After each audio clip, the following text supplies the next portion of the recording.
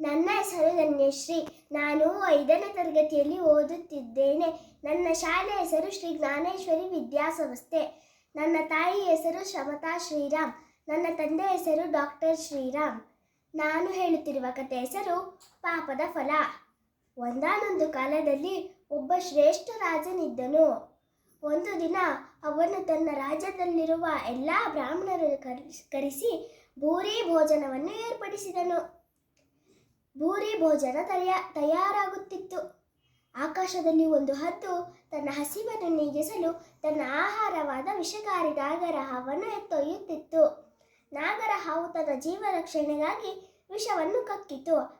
ಬ್ಯಾಡ್ ಲಕ್ಕಿಂದ ಆ ವಿಷವು ಭೂರಿ ಭೋಜನ ಪಾತ್ರೆಯಲ್ಲಿ ಬಿತ್ತು. ಭೋಜನವೆಲ್ಲ ವಿಷಕಾರಿಯಾಯಿತು. ಇದನ್ನು ತಿಂದ ಎಲ್ಲ ಬ್ರಾಹ್ಮಣರು ಮರಣ ಹೊಂದಿದರು.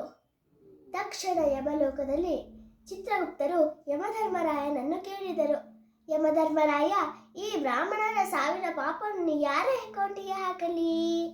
ಆಗ ಯಮಧರ್ಮರಾಯನು ಹೇಳಿದರು, ರಾಜ ಒಳ್ಳೆಯ ಉದ್ದೇಶದಿಂದ ಬ್ರಾಹ್ಮಣರಿಗೆ ಊಟ ಹಾಕಿದನು, ವಿಷ ಹಾಕಲಿಲ್ಲ. ಹಾಗಾಗಿ ರಾಜನಿಗೆ ದೋಷವಿಲ್ಲ. ಎರಡನೆಯದು ಹದ್ದು. ಹದ್ದು ತನ್ನ ಹಸಿವನ್ನು ನೀಗಿಸಲು ತನ್ನ ಆಹಾರವಾದ ನಾಗರಹಾವನ್ನು ಎತ್ತೊಯ್ಯುತ್ತಿತ್ತು. ಹಾಗಾಗಿ ಹದ್ದಿಗೂ ದೋಷವಿಲ್ಲ. ಮೂರನೆಯದು ನಾಗರಹಾವು. ನಾಗರಹಾವು ತನ್ನ ಜೀವ ರಕ್ಷಣೆಗಾಗಿ ವಿಷವನ್ನು ಕಕ್ಕಿತು. ನಾಗರಹಾವಿಗೂ ದೋಷವಿಲ್ಲ.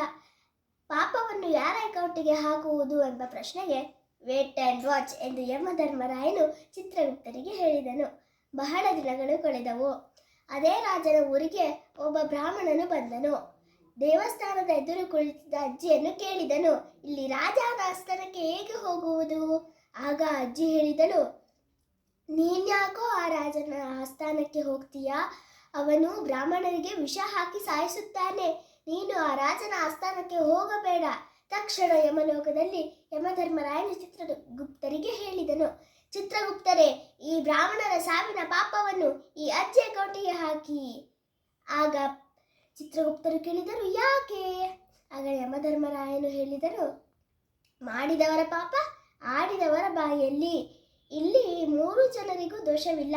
ಆದರೆ ಈ ಅಜ್ಜಿ ಸರಿ ತಪ್ಪು ತಿಳಿಯದೆ ರಾಜನನ್ನೇ ಕೊಲೆಗಾರ ಎಂದಳು. ಅದಕ್ಕೆ ಪಾಪ ಅಜ್ಜಿಗೆ ಸೇರುತ್ತದೆ. ಈ ಕಥೆಯ ತಾತ್ಪರ್ಯ, ಯಾವಾಗಲೂ ಸತ್ಯವನ್ನೇ ನುಡಿಯಬೇಕು. ಯಾವಾಗಲೂ ಯಾರ ಮೇಲೂ ಸರಿ ತಪ್ಪು ತಿಳಿಯದೆ ದೂರು ಹೇಳಬಾರದು. ಹೇಳಿದರೆ ಪಾಪ ಸುತ್ತಿಕೊಳ್ಳುತ್ತದೆ.